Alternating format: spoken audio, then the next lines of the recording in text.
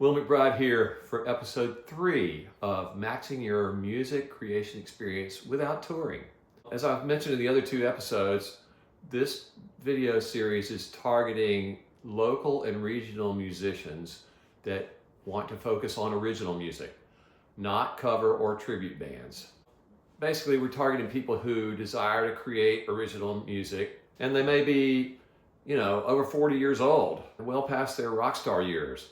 They're proficient and practiced on their instruments, and maybe they have a tight band or a group of fellow musicians that they work with. And maybe they have families or careers or both and don't want to tour and don't want to play in bars till 2 a.m., but they want to play on big stages in big rooms with sizable and eager audiences, just like the bands that they admire. That's who we're targeting. So just to review, in episode 1, we talked about being ready with a compelling product. And in episode 2, we talked about thinking big. Here in episode 3, we'll talk about the songs. First of all, a little bit about the industry. Streaming has changed and saved the music industry, dwarfing other consumption, like Napster, for example, started that. Actual music sales are minuscule compared to streaming revenue. And to give you a magnitude, approximately 100,000 songs are uploaded to streaming services every day. And to give you perspective about the earning potential, approximately 11,600 artists out of 10 million generate over 100,000 in royalties from Spotify in 2023. That's 0.001%. Streaming is more about exposure and about buzz than it is about money. Touring is where the money is now. There are no ubiquitous songs anymore. What I mean by that is that the Adeles and the Princes and the Michael Jacksons, there just aren't those anymore. For example, hip hop and country are the biggest streaming artists, but catalog rock acts sell more tickets in venues than hip hop and country artists. That's just the way it is. I mean, odds are very few of the top Billboard artists now. But one thing I will say is that Billboard has figured out that they need to start counting streams as well as record sales for them to have relevant data. So that's what they do now. Okay, about the songs. And here's tip number 3 for episode 3. Be honest with yourself about your songs. And what I mean by that is that a great song can shine through ordinary mixing and other things, but a really good song can be easily derailed by poor arrangements, poor, mediocre performances, and a poor mix. In other words, your song has to be great to overcome other obstacles. So if you're objective with yourself and understand what the weaknesses are of your songs, then you can improve them. But if you have friends and maybe your family say, "Whoa, what a great song," but no one else is, you got to question whether that song is really that good.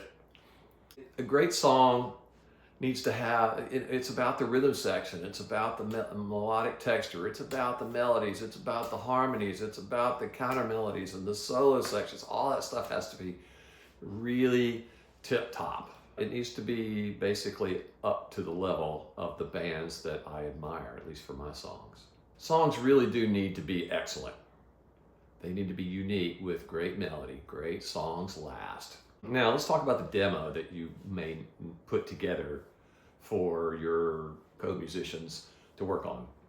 The demo must be recorded to a click track. It really does. Unless you're doing a full tight band demo where you have been playing together for a long time, I would recommend strongly that you use a click track, because you may have to come back in and layer something over or move a vocal part from the second verse to the first verse or something like that. It needs to be a click track, I think. And then in the demo, layer in whatever instruments best. It's best if you can play them well enough to convey the parts. Again, you're creating a demo here. If you have the idea, the vision, it's really good to lay all that stuff in the demo so that you can convey all that to your partners. And then add all the vocal parts that you hear as you hear them. In other words, if you hear a 3-part harmony, do the work and at least put the idea down. It doesn't have to be a perfect performance on the demo, but it needs to convey the idea. And then what I would suggest is you let it simmer for a while before you share it with anybody else. In other words, think about it, listen to it, and then change stuff later if you have to. Now, the actual recording itself, that's a big subject, and I'm only going to touch a couple of things here. Acoustic instruments, including the voices, need to be in a tuned room. You need an experienced producer. Eventually, perhaps that's you, but initially, if you haven't done this before, I would strongly recommend an experienced producer who knows how to put the shine on stuff. Of course, pro players, like I mentioned in the previous section. If you do that, then your recording will be really good. But, you know, as far as the electronic instruments like keyboards and the electric guitar and stuff, you can do those anywhere. But the drums and the acoustic piano, anything like that needs to be in a tuned room. And then about albums versus singles. I mean, everybody has an opinion. I have mine, but I lean toward smaller content recording. Singles are great. Singles are probably the best way to get each one of your songs to get their time in the sun, if you will. But if you're going to do an album, I don't think I'd make a 10-song album or 11-song album, because when you release it, all of those songs get released on that date. And if you choose a single and it starts on that date, but all the other ones are wasting time. So by the time you're done with the first one, you go back to do a second one or a third one, they're already kind of old news. If you go and try to get songs on playlists or on internet radio or whatever, they're always looking for the latest release. Well, the third song on your album is not going to be a latest release. In summary, I would say let songs mature. The recordings need to be the best that they can possibly be. Use pro players and use a producer if you can, and make the best, most compelling product you can, because that's your moneymaker.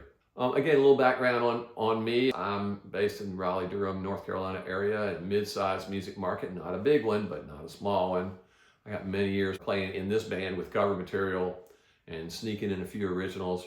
But the goal of the band was always to begin to do local theaters and opening act shows and to collect royalties, which I'm promising I'll talk about that later.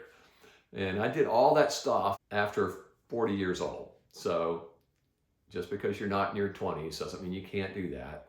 The songs are a very important part of that. Again, there's no formula to this, but I'm just sharing stuff that has worked for me. If you like this video, please be sure to give it a thumbs up. And don't forget to subscribe. And if you want to know more about the Will McBride Group, find us on the address that's shown on the screen down here. Thank you very much for checking out this episode, and we'll see you in episode 4. In the meantime, be well.